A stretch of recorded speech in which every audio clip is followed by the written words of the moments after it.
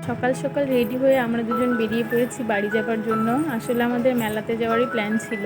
তো রাস্তায় যেতে দেখি রথ নিয়ে যাচ্ছে, তো মিহিকে আমি রথ দেখাচ্ছিলাম। এটা মিহির ফার্স্ট রথ।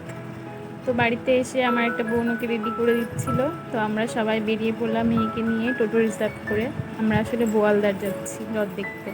তো চারিদিকে কি ভালো লাগছে, সবুজ পরিবেশ, খুব সুন্দর লাগছিল। এদিকে আমি, বুনু, মা, দুই কাকিমা, দুই বুনু সবাই মিলে যাচ্ছিলাম। কি ভালো লাগছে না, চারিদিকে সবুজ। তো আমরা অলরেডি মেলায় চলে এলাম। অনেকটা পথ, তো গল্প করতে করতে কখন চলে এলাম বুঝতেই পারিনি। টোটো অনেকটা দূরেই নামিয়ে দিয়েছিল। আর দেখি রাস্তাতেই সব দোকানঘাট বসে গেছে। আসলে মন্দির চত্বরে কোনো দোকান বসতে দেয়নি।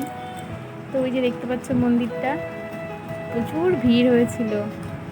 এখানে আমি, মা, কাকিমারা সব চিনি কলা কিনছিলাম আর ফুল নিচ্ছিলাম ঠাকুরকে পুজো দেবার জন্য।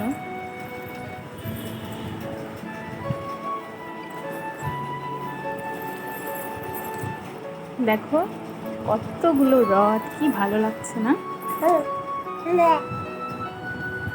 প্রচুর লোক। এই যে এটা দেখতে পাচ্ছ না, এটা নতুন রথের ঠাকুর, মানে জগন্নাথ ঠাকুর করেছে। আর এটা পুরনো। তো আমরা যে কোনো একটা জায়গায় পুজো দিলেই হলো, তো আমরা এখানেই পুজো দিয়ে দিলাম ঠাকুরকে।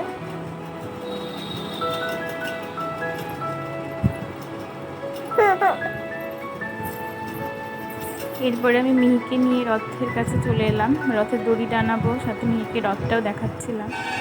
তো ওর হাত আমি ধরেই মানে ওকে দড়িটা টানাচ্ছিলাম। রথের দড়ি টানা খুব ভালো, জানো তো। এখানে দেখো আরও কত রথ, কত ঠাকুরকে কি সুন্দর সাজিয়েছে, গোপাল ঠাকুর, রাধা ঠাকুর, আরও অনেক।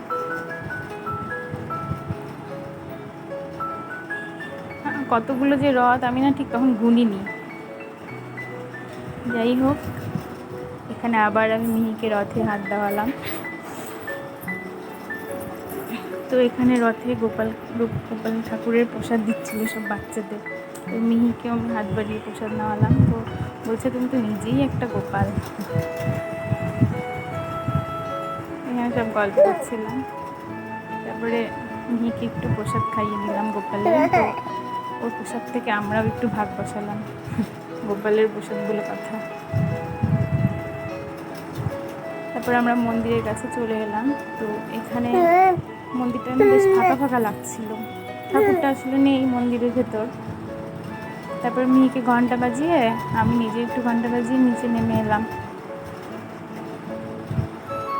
এত সুন্দর হাওয়া হচ্ছিল না, কি ভালো লাগছে না, মন্দিরের পতাকাটা উঠছে দেখতে, চারিদিকে এত লোক।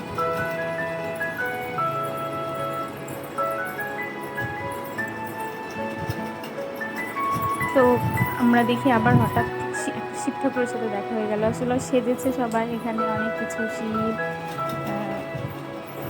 বজরংবলী, রাধাকৃষ্ণ। তো এখানে সব সেজে সেজে দাঁড়িয়ে আছে, হয়তো এদের কোনো প্রোগ্রাম আছে, আমার ঠিক জানা নেই। তো যাই হোক, সব শেষে মেলা ঘুরে আমরা আইসক্রিম খেতে খেতে বাড়ির দিকে রওনা দিলাম। আমি হাতে আইসক্রিম কিনে দাঁড়িয়েছি, তখন দেখি মিহি ওটাতে মুখ দিয়ে যাচ্ছে।